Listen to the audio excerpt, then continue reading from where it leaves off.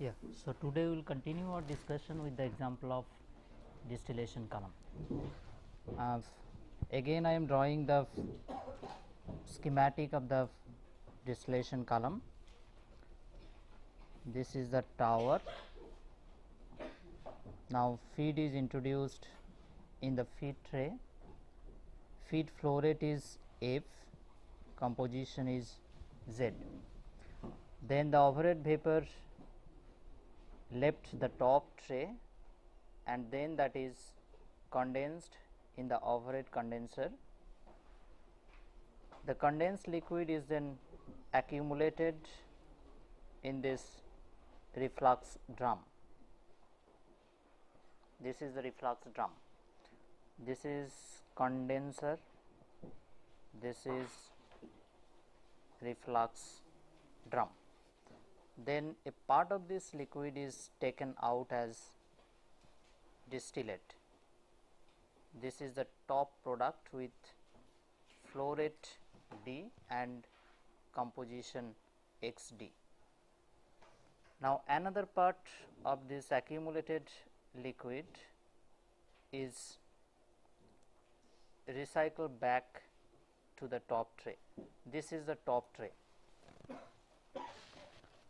So this is the connection for the reflux drum, reflux rate, and the bottom liquid which left the bottom tray, this is bottom tray, is reboiled in the reboiler. This is the reboiler. Then the produced vapor is recycled back just below the bottom tray. Fine. And a part of the liquid is withdrawn as bottoms. This is the bottom product which has the flow rate of B and composition of XB. We have discussed with this example and one control configuration we have drawn in the last class.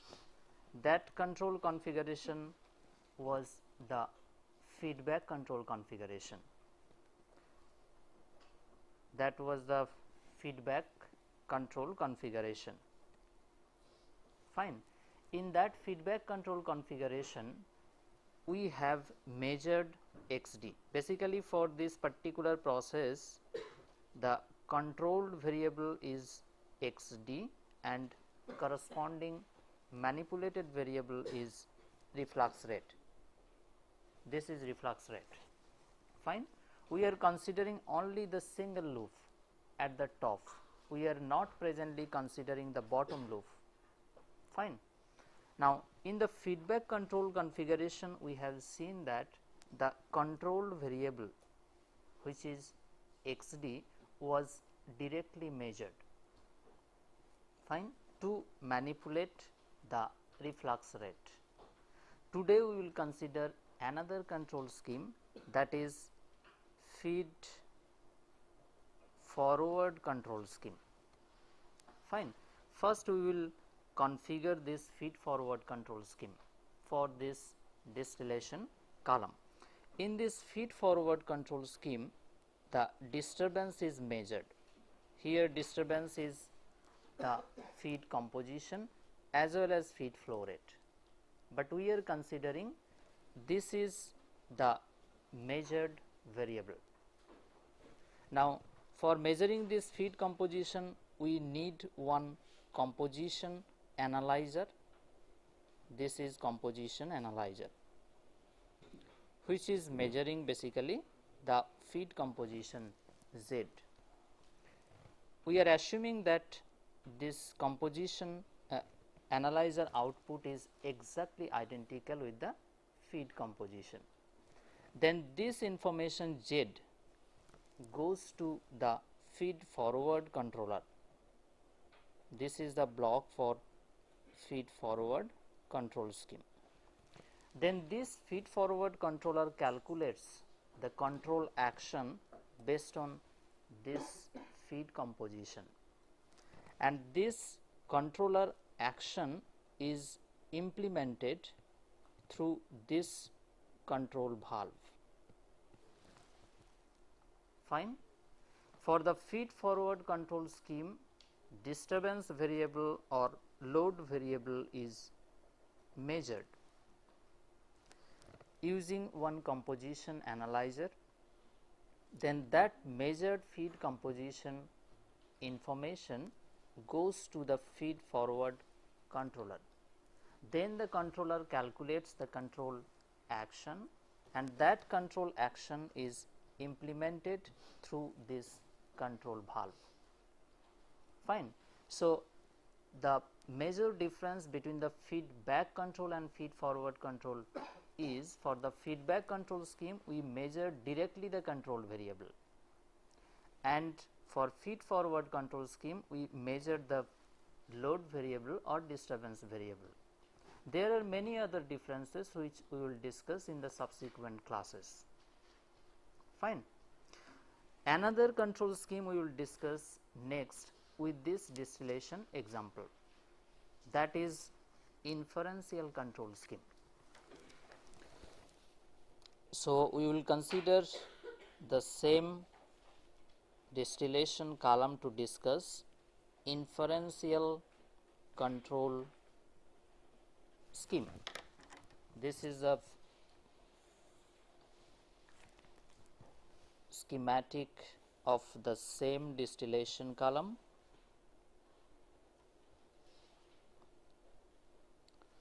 Feed is introduced here, then the overhead vapor is condensed and condensed liquid is accumulated in the reflux drum. A part of that liquid is recycled back to the top tray as reflux stream, and a part of the liquid is withdrawn as distillate. At the bottom section we incorporate one reboiler. The vaporized stream is introduced just below the bottom tray, and at the bottom product is withdrawn. Now, in this inferential control scheme, the XD, which is control variable,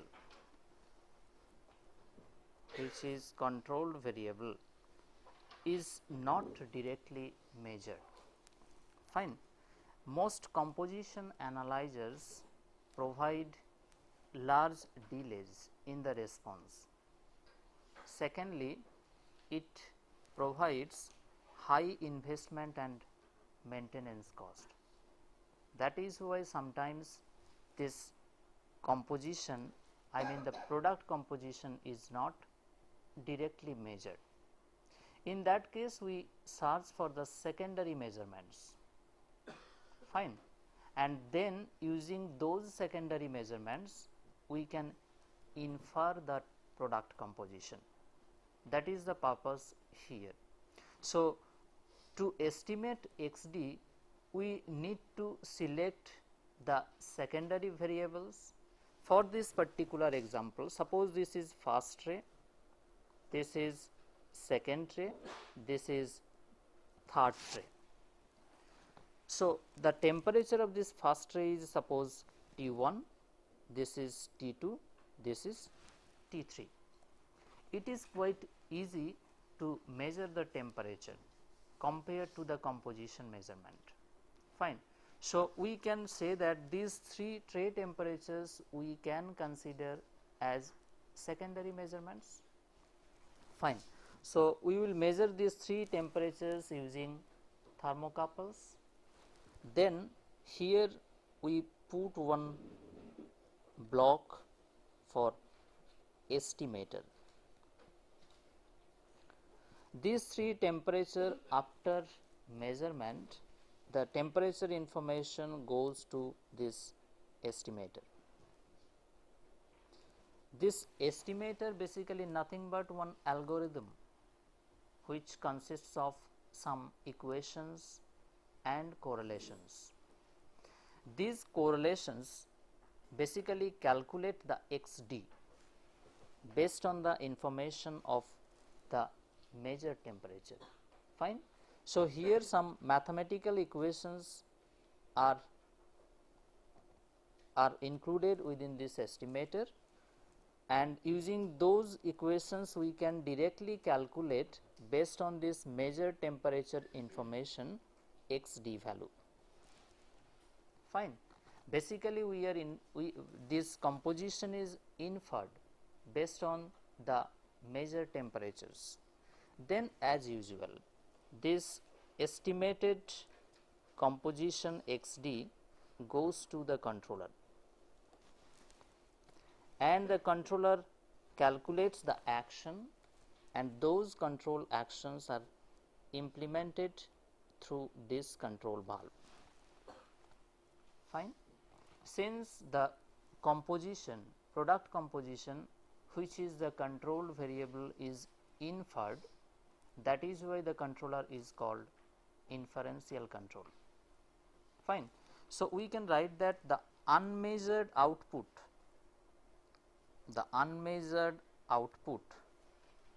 basically is the function of secondary measurements. Here the unmeasured output is xd, and the secondary measurements are 3 temperatures, T1, T2 and T3. Fine. So, I have mentioned earlier that why we prefer this control scheme, inferential control scheme, because if we directly want to measure this product composition, in that case we need composition analyzer, and most composition analyzers provide large delays in the response. This is the first drawback. Most product composition analyzers provide large delays in the response. Second drawback is high investment and maintenance costs. This is the second drawback for the use of composition analyzer. Fine. So, this is all about the different control configurations for the with the example of distillation column. In the next we will discuss the different hardware elements of a control system. We will discuss different hardware of a control system. To discuss this topic, it is better to take one example. We will continue the heating tank system. To discuss this topic, it is better to consider one example, and we will continue the heating tank system which we will discussed in the first class. This is the heating tank system.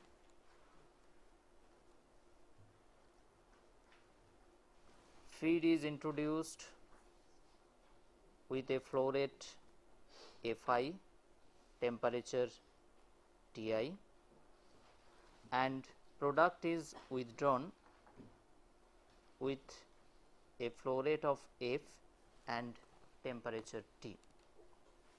Now, to heat the liquid in this tank,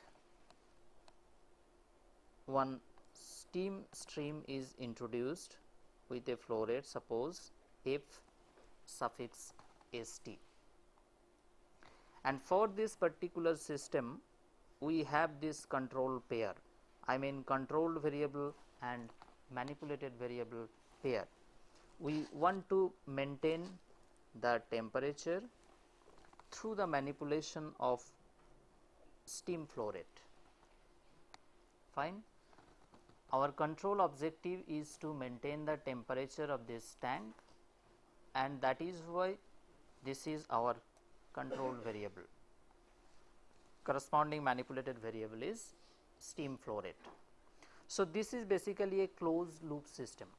I mean this is the open loop system. If we want to make it close, we need to include the control scheme. Fine, this is open loop. Now we want to close it by introducing control scheme. So here temperature is the control variable. So we need to first measure the temperature by using one thermocouple. This is a thermocouple. Then this measured temperature T goes to the comparator. This is the comparator, where the measured temperature is compared with the desired temperature. This is positive, this is negative. Output of this comparator is the error signal. Then this error signal goes to the controller. Then the controller calculates the control action, and that control action is implemented through this control valve. So this is basically the closed loop system. Fine. Now we will discuss what hardwares are involved in this closed loop system. So first one is the process. First one is the process. In this process, physical and chemical operations occur. In this process, physical and chemical operations occur. This heating tank system is a process. Fine. This is the first hardware involved in this closed loop system. Second hardware is measuring instruments. Measuring instruments or sensors. Fine. These measuring instruments or sensors are used to measure. These are used to measure. First one is load variable. These sensors are used to measure control variable and secondary output. Third one is secondary output.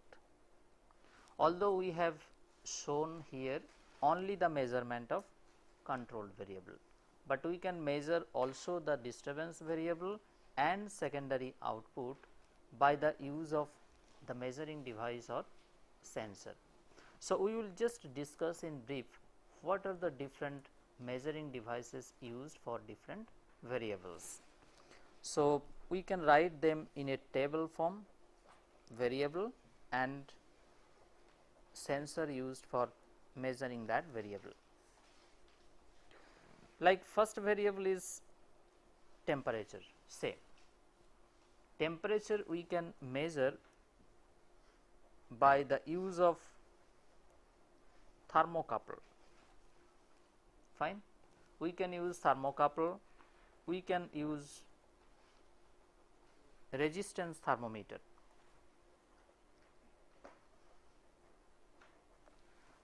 We can use thermocouple for measuring temperature, we can use resistance thermometer, but mercury thermometer is not good because the measurement cannot be transmitted readily. Fine. Mercury thermometer is not good option because the measurement signal cannot be readily transmitted. Next we will consider another variable, that is pressure. Pressure we can measure by the use of manometer, by the use of diaphragm element.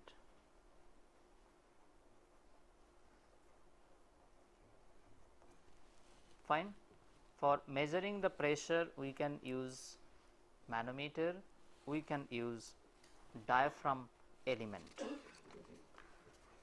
Next we can consider another variable, that is a flow rate. Flow rate we can measure by the use of orifice meter. Flow rate we can measure by the use of Venturi. So, these are two measuring devices which are extensively used for measuring the flow rate. Now, another variable is liquid level. Liquid level is measured by the use of differential pressure cell, DP cell. Liquid level in the tank is measured by the use of differential pressure cell. Another one is composition. Composition is measured by using chromatographic analyzer. Fine. Although we have studied all these things in the instrumentation part in details, but just to know which devices can be used for different variables, we have just discussed in brief. Fine. So, our second hardware was the measuring instruments or sensors. Now, third hardware is transducer. Transducer. Now, measurement signal, measurements cannot be used for control until they are converted to physical quantities. Measurements cannot be used for control until they are converted to physical quantities. Physical quantities, say for example voltage, say for example current, say for example pneumatic signal. Fine. So, measurements cannot be used for control until they are converted to physical quantities which are readily transmitted. These signals we can readily transmit. Fine. And this is the purpose of the use of transducer. Basically, the transducer physically convert the measurement signal to the physical quantities. Fine. Next one is transmission lines. Transmission lines. This is used to carry the measurement signal from sensor to the controller and from the controller to the control valve. The transmission lines are used to carry the measurement signal from sensor to controller and then from controller to control valve. If you see the schematic representation of the closed loop system, I think you can clearly understand this. Fine. So, this is the usage of the transmission line.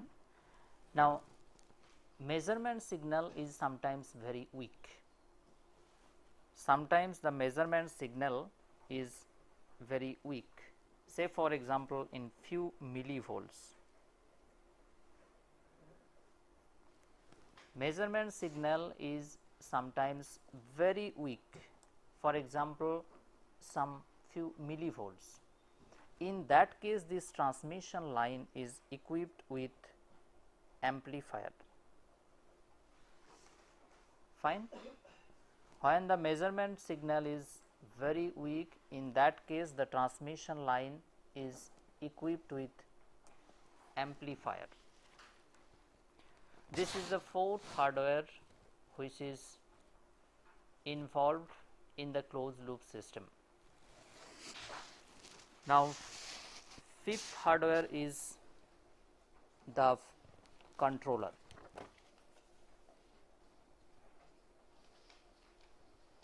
this is another hardware which receives measurement signal from the sensor. The controller basically receives measurement signal from sensor, fine, and then it decides what action should be taken.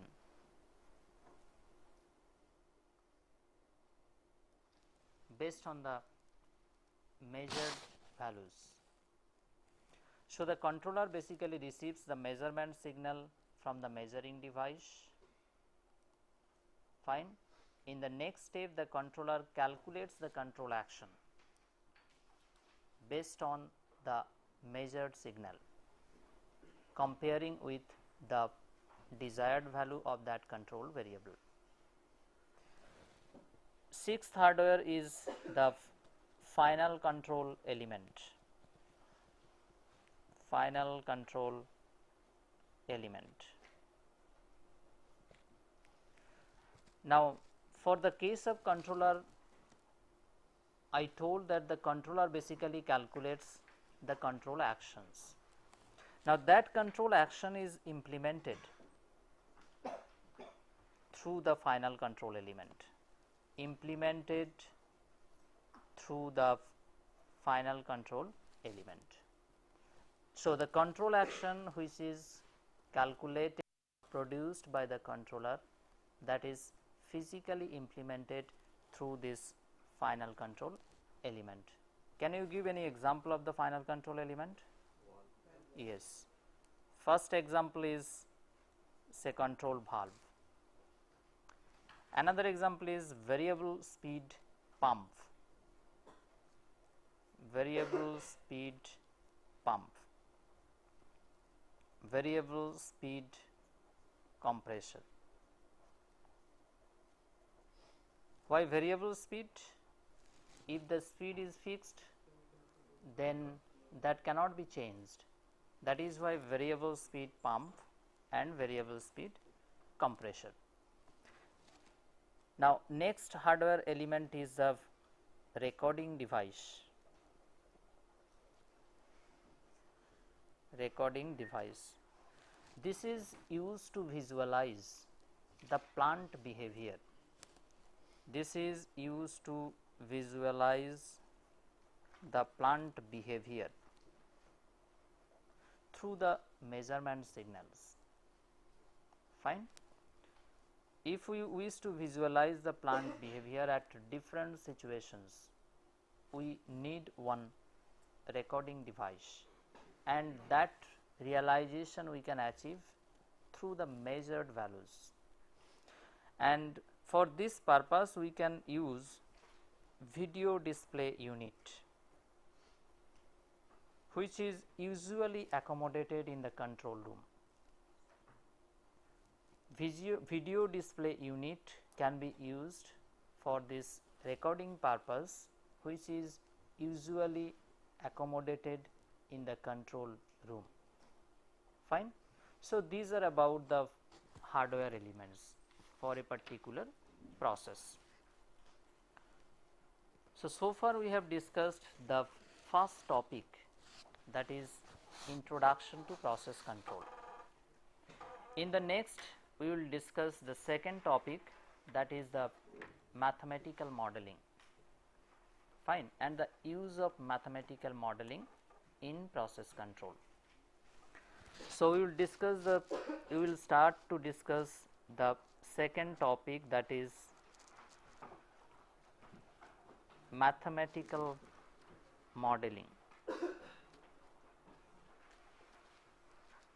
Mathematical modeling. First, we will know in brief what is the mathematical model. Suppose we have one experimental setup. So, we will represent the experimental setup .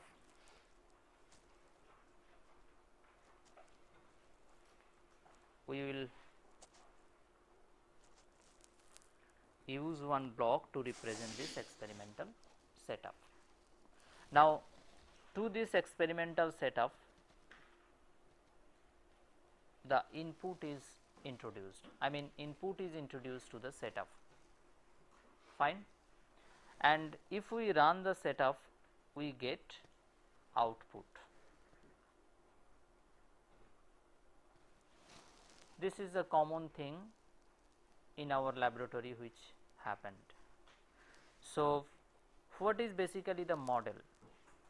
Can we represent this experimental setup by some mathematical equations or correlations? We can. We can represent this mathematical setup by some mathematical correlations or equations. So, suppose some mathematics are involved,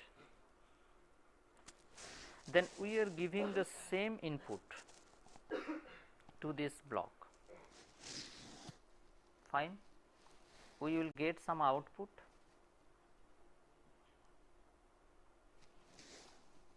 Now, this block is the representation of the model, this block is the representation of the model, fine. We are just representing this experimental setup by mathematical correlation. Now, if these two outputs are close enough, then we can say that this model is a good model, fine. If these two outputs are close enough, then we can say that this is a good model. So, model is the mathematical representation of a process intended to promote understanding of the real system. Model is the mathematical representation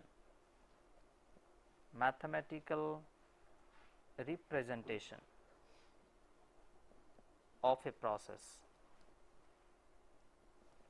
intended to promote understanding of the real system.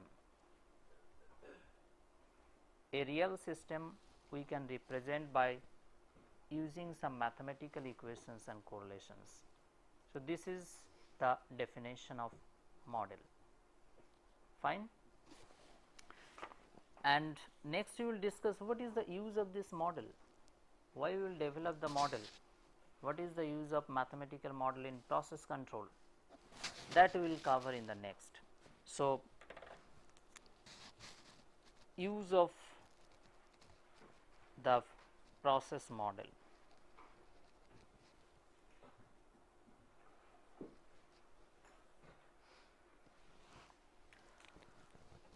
First,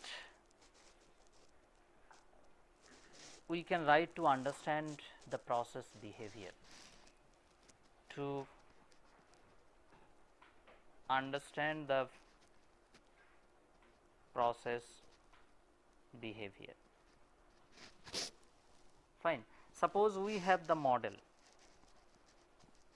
and we have the solution of this model also. We are giving some input to this model, we can get the output only if we have the solution, otherwise we cannot get the output, fine.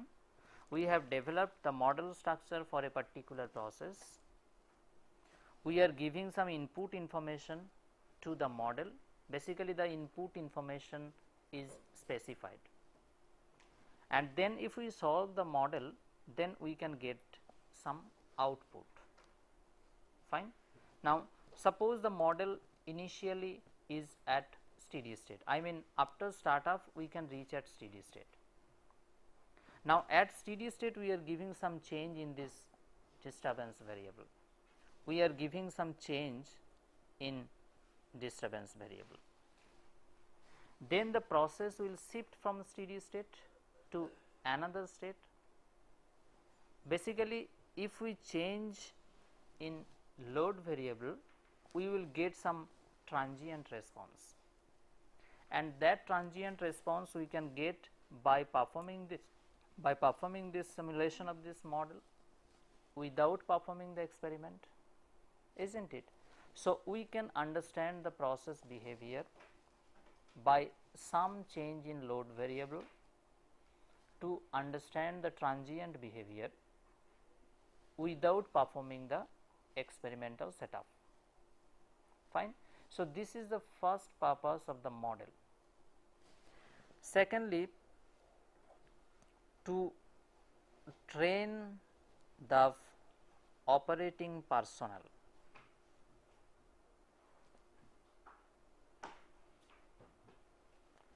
The model we can use for training purpose without running the experimental setup or without running the plant. Suppose we have the model structure, same thing which we have drawn earlier. We have some input, we have output. Now, some situations can be irritated using this model, like the feed is introduced to a particular process. Here we are directly using some value for the feed flow rate. Now, suppose the pump is not delivering the feed to the process. What will happen? Suppose in the distillation column we have some minimum reflux rate. If we consider lower than that minimum reflux rate, what will happen? So, these types of emergency situations we can irritate by the use of this model without disturbing the process, or even some situations cannot be permitted to irritate in the real process. Fine. So, to train the operating personnel, we can also use the simulated model. The next purpose is selection of control pairs. Selection of control pairs. We have taken few examples and we have discussed the control variable and manipulated variable pair.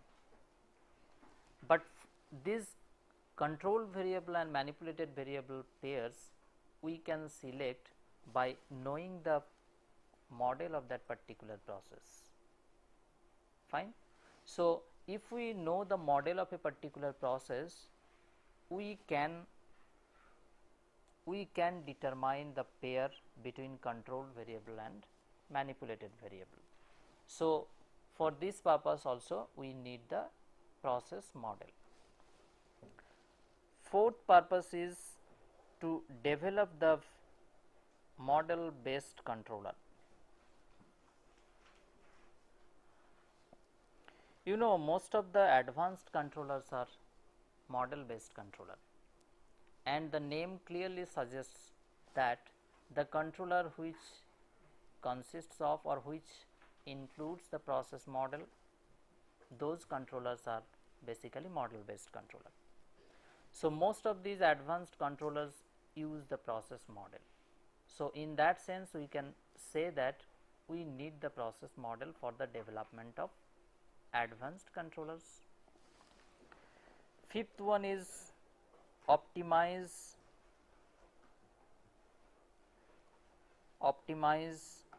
the process operating conditions. To determine the most profitable operating condition, we need the process model and economic information. Fine. So, we need process model and some economic information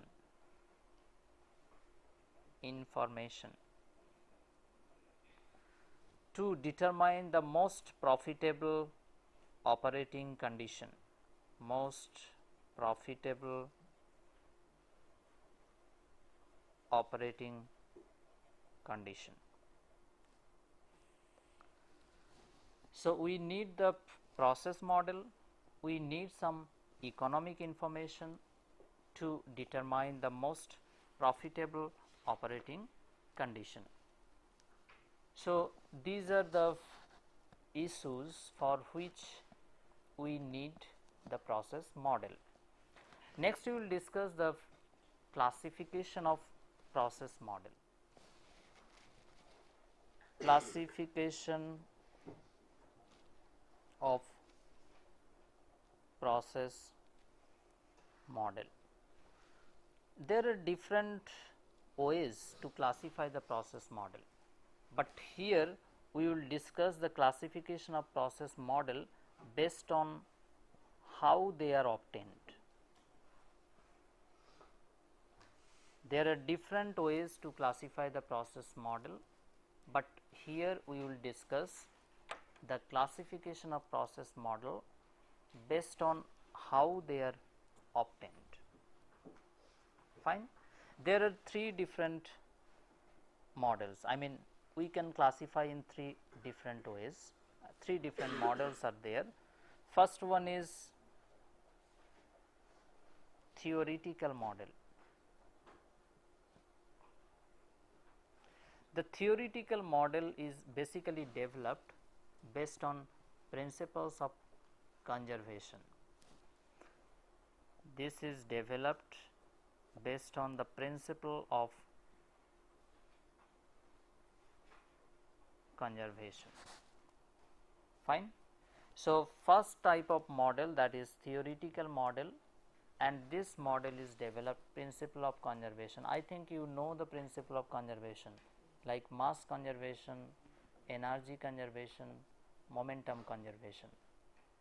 Fine. And another type of model, that is empirical model.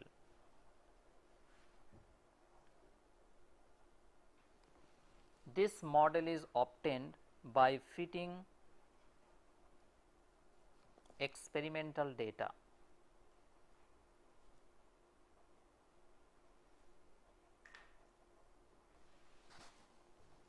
The second type of model, that is empirical model.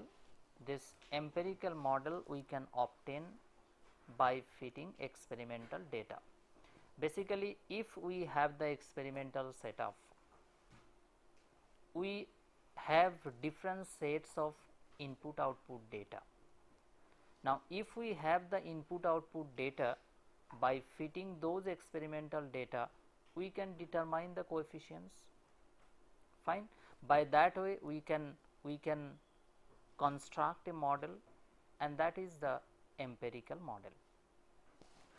And third one is just the combination of these two, theoretical and empirical model, that is called semi-empirical model. Sometimes this is also called hybrid model. Semi-empirical model is the combination of theoretical model and empirical model. Fine. Semi-empirical model is the combination of these two. Next, we will discuss in brief what are the advantages and disadvantages of these models. So, first is the theoretical model. First is the theoretical model, which is developed based on the conservation principle. So, what is the advantage of this model?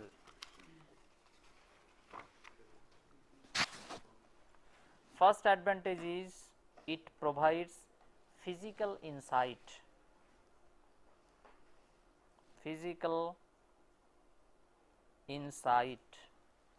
into process behavior,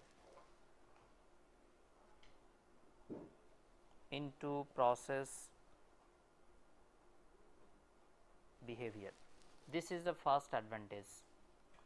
Fine. Physical insight into process behavior. Second advantage is it is applicable for a wide range of conditions.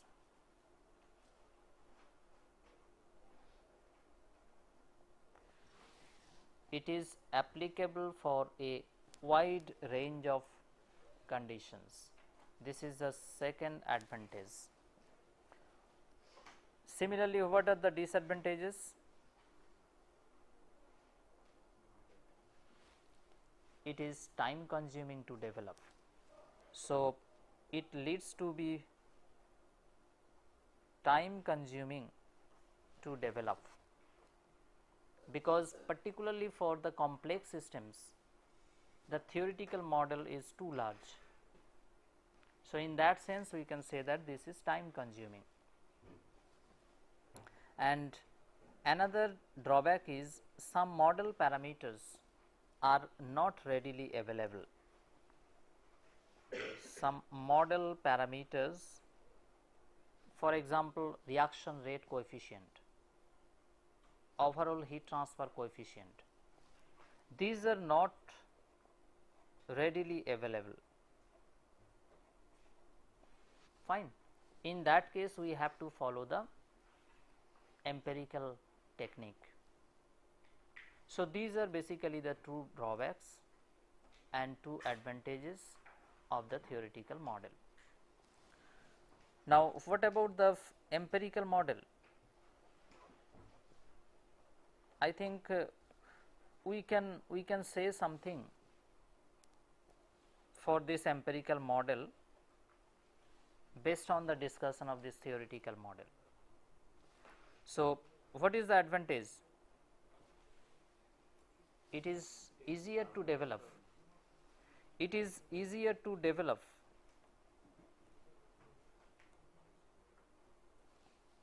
Fine.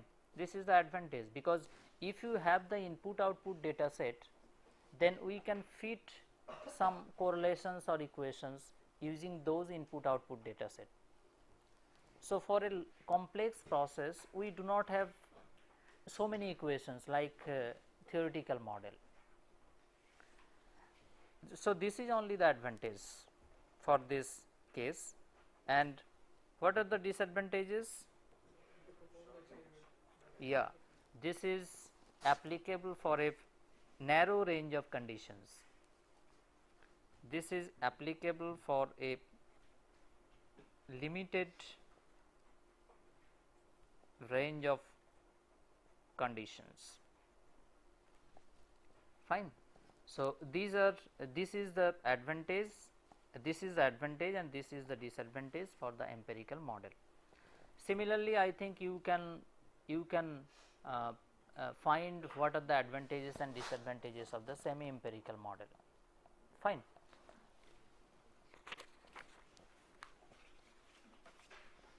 Now, for the process control, we have discussed earlier different variables. I mean input variables, output variables, then input variables are again two types, manipulated variable and load variable, and output variables are two types, measured output and unmeasured output. At this time we will discuss another variable which is extensively used in process control, that is state variable. Fine, that we will discuss now. State variable. State variable basically describes the natural state of a process. State variable describes the natural state of a process.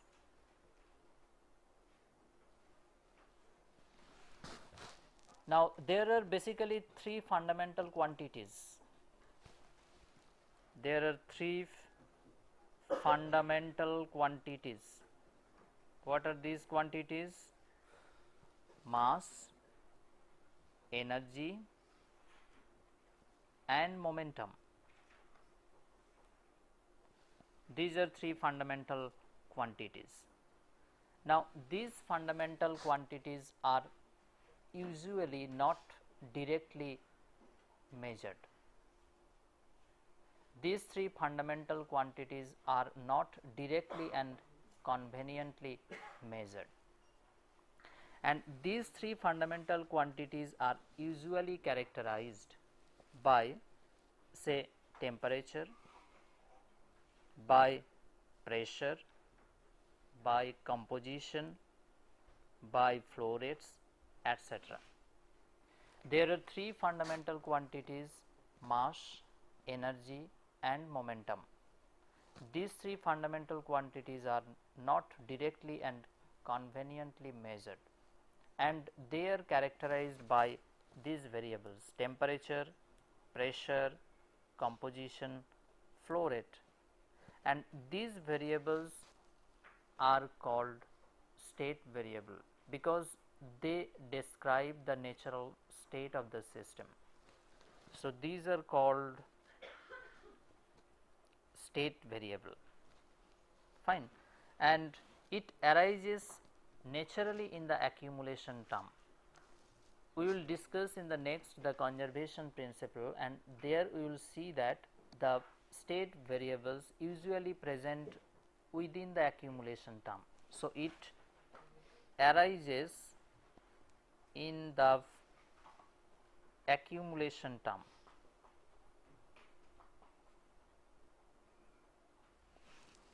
Fine. Within the accumulation term, the state variable is present. And since we have discussed the state variable, in the next we will discuss state equation. In the next we will discuss state equations. These equations basically derived, these equations are derived by the application of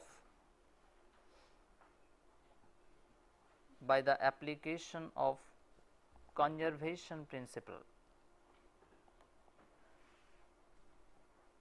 Conservation principle on the fundamental quantities,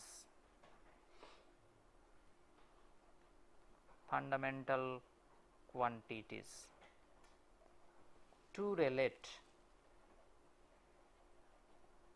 the state variables with other variables.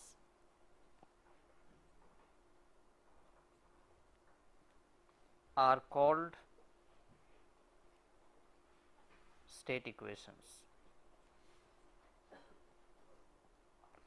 The state equations are derived by the application of conservation principle on the fundamental quantities to relate the state variables with other variables, including other state variables, are called state equation.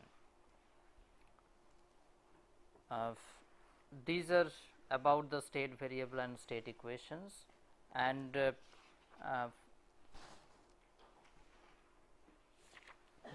how we can see the state variable within the state equation.